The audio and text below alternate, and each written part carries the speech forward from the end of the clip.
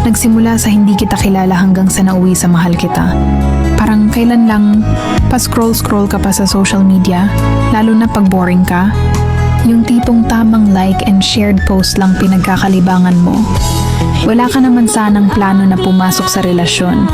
Pero bigla sa isang iglap, may dumating sa buhay mo para mahalin ka. At sa hindi inaasahan, nahuhulog ka na rin sa kanya hanggang isang araw. Yung akala mo magiging mag-isa, pero hindi pala, kasi may taong tatanggap sa'yo ng buo. Ang sarap nga naman magmahal kapag mas mahal ka.